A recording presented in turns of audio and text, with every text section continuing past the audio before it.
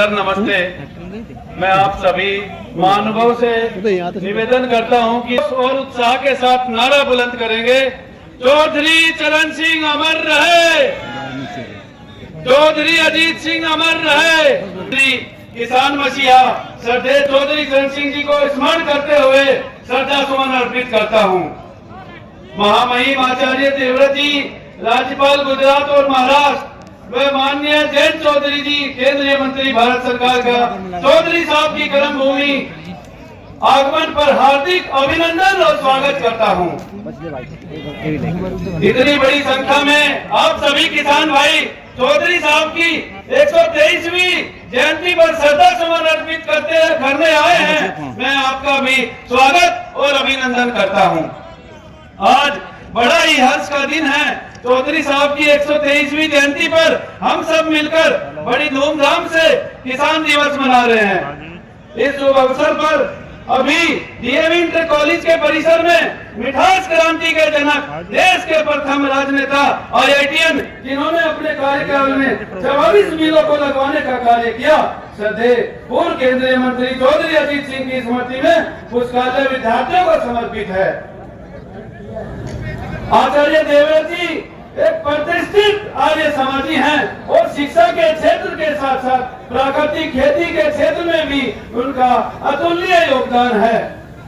सड़क से लेकर सदन तक किसानों की आवाज राष्ट्रीय लोकदल के राष्ट्रीय अध्यक्ष माननीय जयंत चौधरी जी, केंद्रीय मंत्री भारत सरकार, चौधरी साहब आपकी बहुत परवाह करते हैं। इनके द्वारा किसानों के लिए किए गए कार्यों की लंबी सूची है, लेकिन समय का अभाव होने के कारण मैं मात्र गन्ने का मूल्य 400 रुपए कराने के लिए किसानों की ओर से उनका आभार व्यक्त करता हूं। युवाओं के लिए पुस्तकालय, किसानों के लिए कृषि मेला लगाने के लिए आपने ही मुझे प्रेरित किया और निर्देशित किया। अधिक समय न लेते हुए मैं अपनी वाणी को विराम देता हूं और पुनः महामहिम जी, आचार्य देवव्रत जी, माननीय चौधरी साहब, सांसद जी, विधायकगण और आप सभी किसान भाइयों का आभार व्यक्त करता हूं।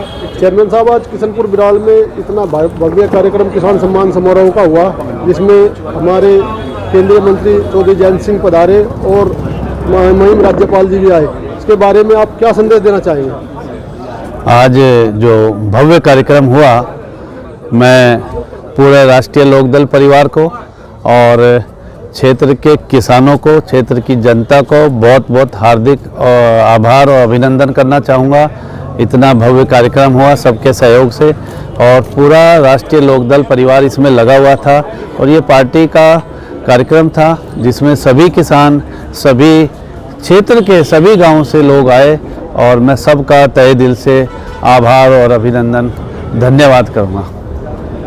इस कार्यक्रम से को आप कैसे देख रहे हैं? इस कार्यक्रम के माध्यम से ये वास्तविक है कि प्राकृतिक खेती को बढ़ावा मिलेगा और प्राकृतिक खेती जो आज के समय में बहुत ही उपयोगी है, जो आचार्य जी ने बताया कि प्राकृतिक खेती से किसानों को वास्तविक फ़ायदा होगा और केमिकल खेती से छुटकारा मिलेगा।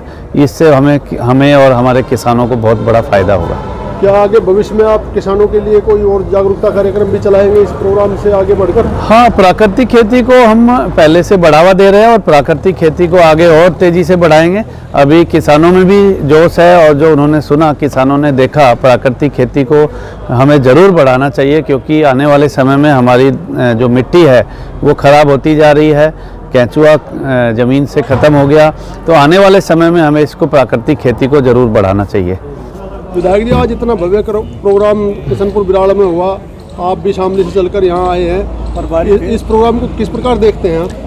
भाई, यह स्वर्गीय चौधरी चरण सिंह जी की कर्म भूमि है, उनके अनुयायी लोग हैं यहाँ और स्वर्गीय चौधरी चरण सिंह जी ने करिश्माई काम यहाँ कार्य कर रखे हैं और उनकी वजह से ही इस इलाके का नाम है, वजूद है। और उनकी जयंती थी 123वीं और साप्ताहिक जयंती के रूप में आज मनाई गई। ये भी एक इतिहास ही रचा है। बिराड़ गांव में जो आज जयंती मनाई गई, काफ़ी संख्या में लोग यहाँ इकट्ठे हुए और लोगों ने दिखाया कि नेता के प्रति उनकी आस्था कितनी है।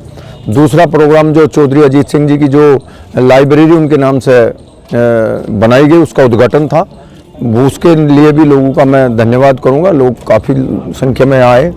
और तीसरा जो मेन प्रोग्राम था प्राकृतिक खेती का जो महामहिम राज्यपाल गुजरात आचार्य देवव्रत जी ने वहाँ अपना वक्तव्य दिया, वो एक लाजवाब था। और मैं समझता हूँ कि जब मैंने ही पहली दफ़ा उनकी इतनी बातें सुनी तो लोगों ने पहली दफ़ा जाना कि प्राकृतिक खेती क्या होती है और हमें उसके कितना फ़ायदे हैं और कितने नुकसान हैं, हम किस ओर जा रहे हैं।